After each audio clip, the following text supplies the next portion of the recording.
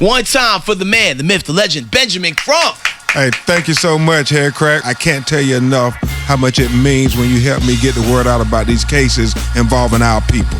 And like there's so many different situations that are going on across the country that people may not know about. Like, because a lot of things get swept under the rug as it relates to our legal system. And in your new show, Evidence of Innocence, you guys do a great job of shedding the light on these cases that, just had travesties just all throughout them.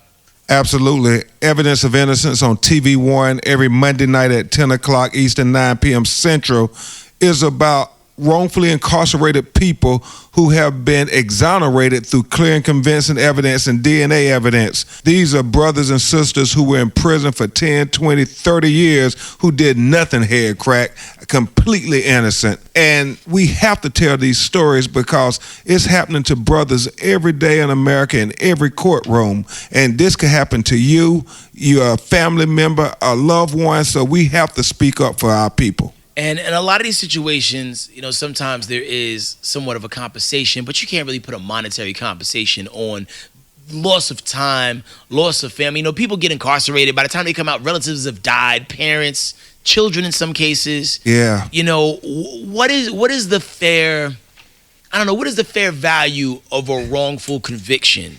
It is invaluable. You're taking people from their prime. Mark Shan, who was in prison wrongfully for 27 years.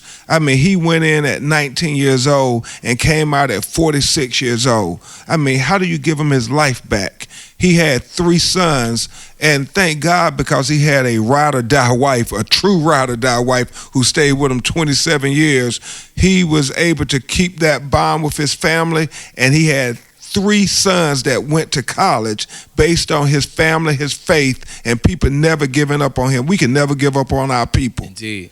Now, there was a case recently that you guys showcased on Evidence of Innocence where there was a man who was arrested because the sheriff's daughter or something got murdered, and they didn't even have enough evidence to really incarcerate the guy, but they just threw somebody in there. And that kind of baffled me because it seems like if you're the sheriff of a town and your daughter gets murdered, you don't want to just get some guy just to put numbers on the board. You really want to keep the case open so you can get the guy. But that's what we see here, Craig. It's 100,000 people sitting in American prisons innocent. Didn't do anything at all, and unfortunately the majority of them are African American, especially African American men. And so when somebody gives an idea and say, oh, it was a black man, you know what they do? They go out and find the next black man. Anybody. And the easiest thing to do in the American criminal justice system, I submit, is to convict a black or brown person of a crime. You don't have to have any evidence at all. You can say innuendo, they fit a description. And that's what we see in these cases.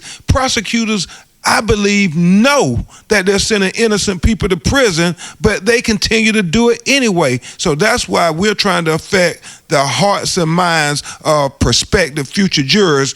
When they go on that jury, don't just take the police and the DA narrative as the gospel and disbelieve the poor person of color when they say I didn't do it, because there's a good chance they really didn't do it.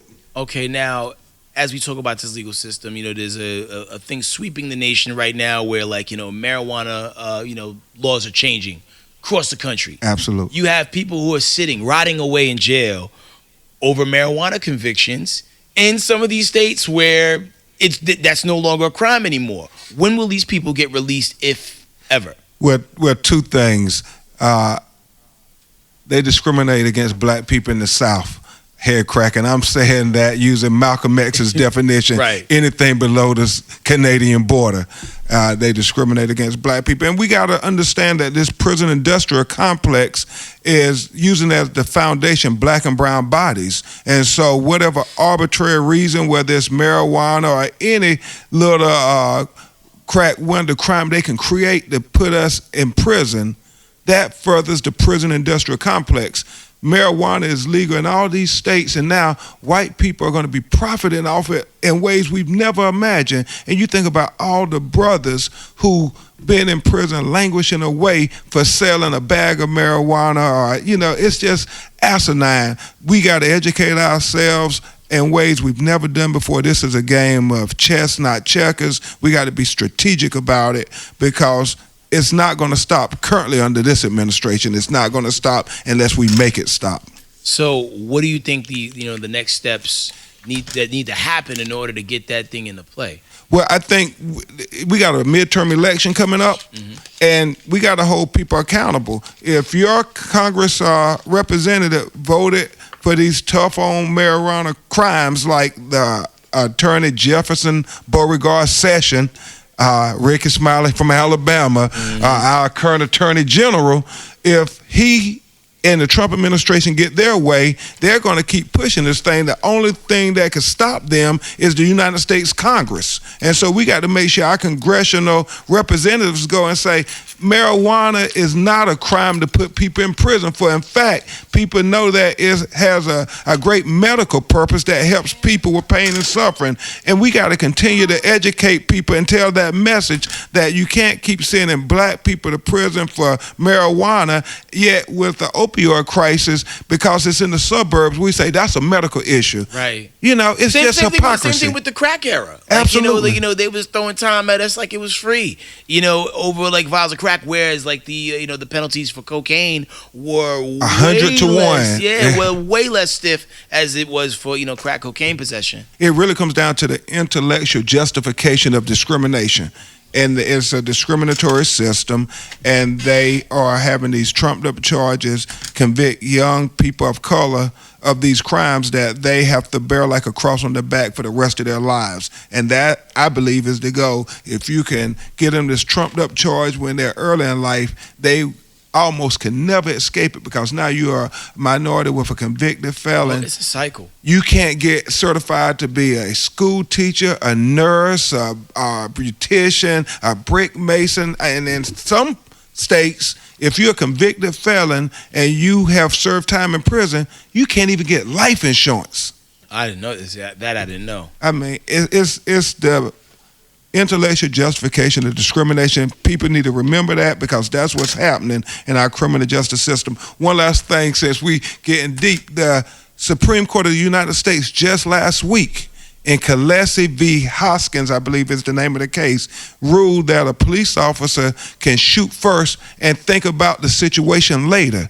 And that happened in Arizona, where this woman was having a mental health crisis. She was in her own apartment with her children.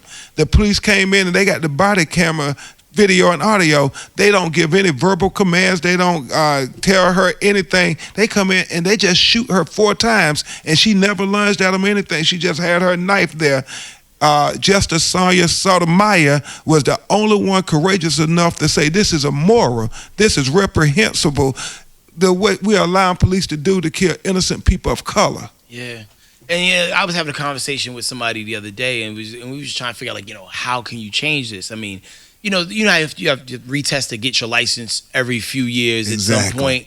Like, I feel like, same thing that happens to soldiers to go overseas and fight in the military. You get PTSD. Absolutely. The job changes you. Yeah. And sometimes I think, being in law enforcement, depending on like what rigors you're dealing with the job, it changes you. You're not that same person who you were when you came in on the force, wanting to make a difference, and like, you saw the good in people. Yeah. And I think we need to have those same type of things in play in the police department, just to make sure, hey, not only are the officers okay, but they're still in it for the right reasons. Now, that's an excellent idea, Headkrack. I mean, really, when you think about it, PTSD, when they see so much, and I'm not saying all police are bad, but when they see this stuff over and over again, they become numb and they start thinking, well, I saw somebody get killed, let me shoot first because I don't ever want this to happen to me, and they lose rational thought. And it's our children, young black men. I know you're a father. Happy belated Father's Day. Thank you, sir. And it's one of these situations where our young black men are more likely the targets of these police shootings. And so if we don't do stuff like your suggestion, it could come to any of our front doorstep. If Trayvon Martin stood for anything, it was the proposition that all our children are potential targets. Indeed. And shout out to everything you've done, like, even like, with the thing you was doing on Notorious B.I.G., Unsolved Murders on that, and Tupac, that was super dope. But what got you on my radar back in the day, there was the case of Ken Johnson. Yeah, man. The young man who was found rolled up in a gym mat in his school. Now, I forgot what the ending result was on that investigation. Well, on that particular case, there was another lawyer who was the lead lawyer. I was trying to just get attention on the matter, and unfortunately, they're still going on in the civil system, but nobody has been arrested for this unbelievable death of this kid going to school with a book bag, and the next day they finding him rolled up dead in a body bag. And so you just keep going through all these scenarios and you keep fighting for justice. I think of so many that you all at the Ricky Smiley Morning Show have helped me with, not only Trayvon Martin, Michael Brown, but the 13 black women who were raped in Oklahoma City by the police officer who was intentionally targeting black women, Daniel Holesclaw. We were able to bring attention to that, where he was convicted and sentenced to 263 years in prison. All right. But that's one of the rare times when they actually convict police officers for doing horrible things to poor people of color. There's so many things, like, in so many cases, it seemed like, yo, this should be an open and shut case. We've seen the body cam footage that was, obviously premeditated, what some of these officers did, and they continue to get off. The history of America is that the police, which you go back to the inception, they were the slave patrol. Their job was to hunt down slaves, and then it transitioned to keeping them in their place. A lot of people think, even to this day, there's an unwritten law that the police role is to maintain the status quo, to keep certain people in their place. And so they will tolerate certain things happening just to keep people in their place.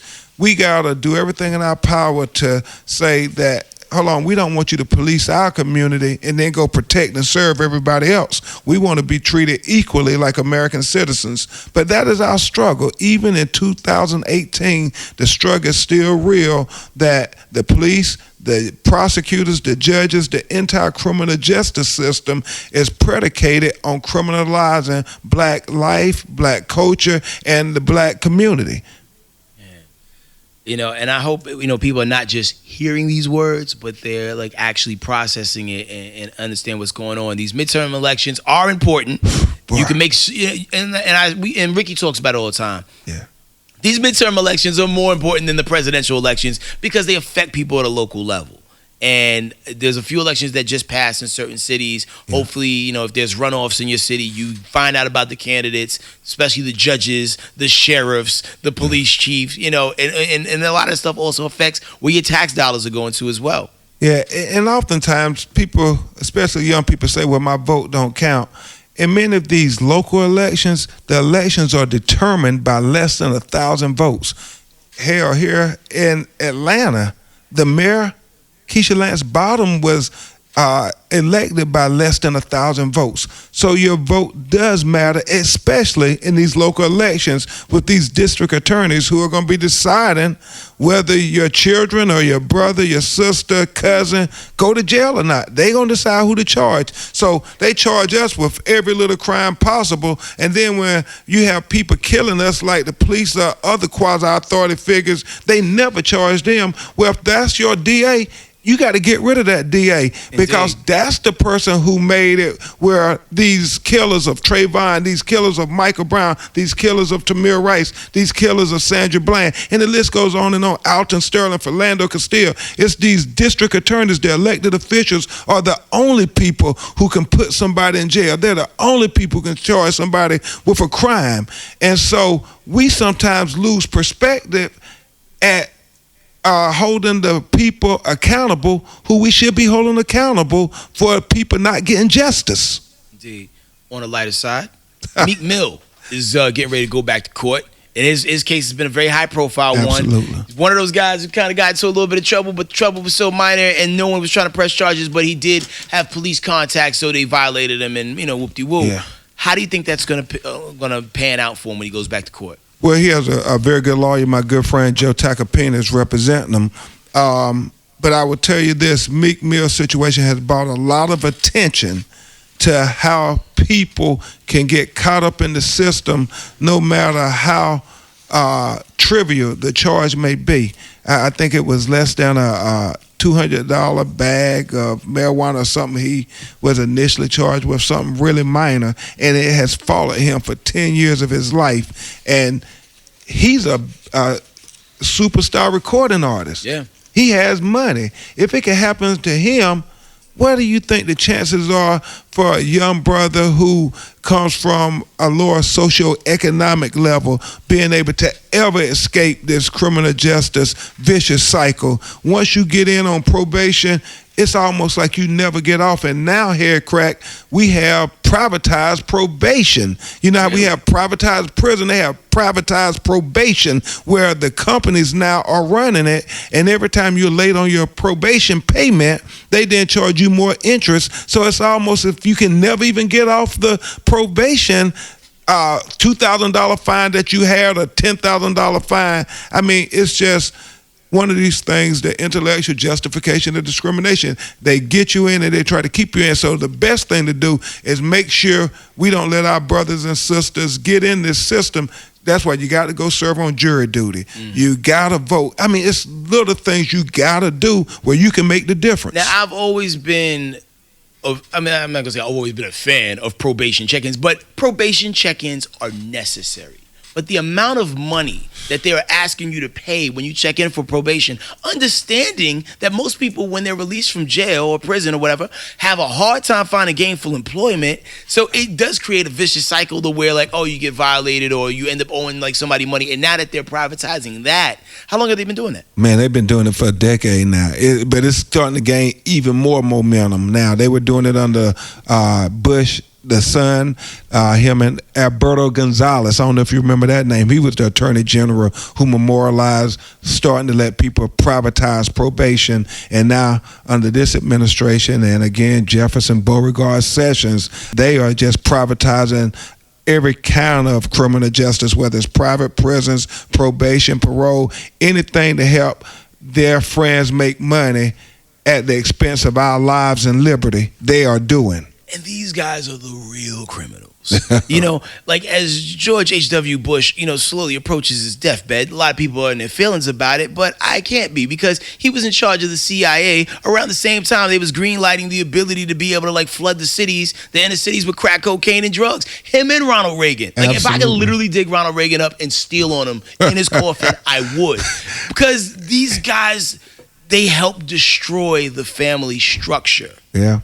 For monetary gain, so they can fund wars. Absolutely. And no one sees the crime in that. And matter of fact, we build statues of them and names airports after them.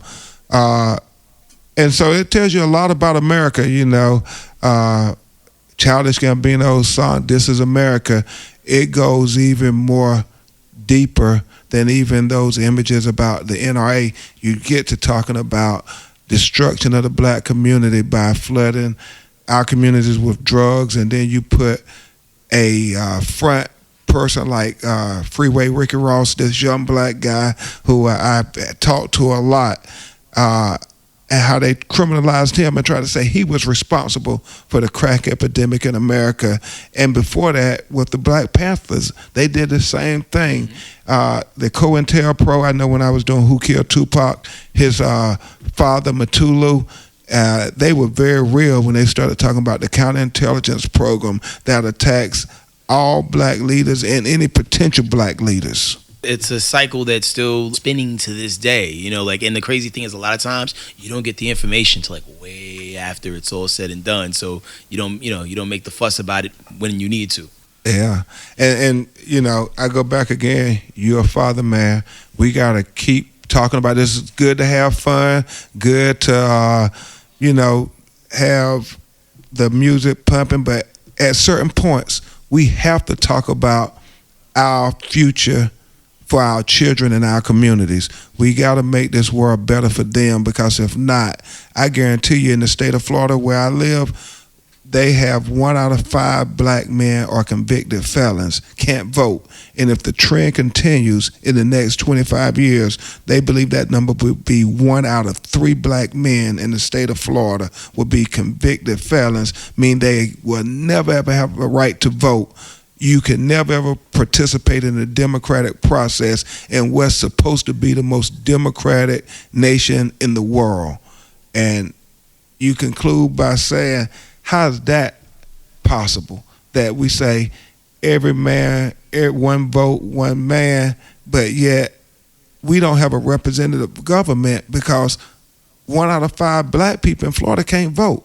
So we're never going to be represented if we don't change these laws. And it's odd how they take the right to vote away from criminals, because it seems like criminals are who the system failed the most. Yeah. And it's happening over and over. Ohio, they just said if they can purge the voter rolls if you haven't voted in more than an 18-month to 24-month cycle. And you got to go through like a whole bunch of hoops to get right to vote, system. because they know if they let every man and every woman vote, they lose. That's why I love when Ricky Smiley is talking about, brothers and sisters, we got to vote, and we got to vote in the local elections, because that matters to our community more than anything, because my grandmother always said, you speak truth to power. Well, that's what I'm doing this morning on Ricky Smiley Morning Show. I'm speaking truth to power because we got the power. Yeah, always had it too, man. Well, yo, Benjamin Crump, thank you so much for your time and energy.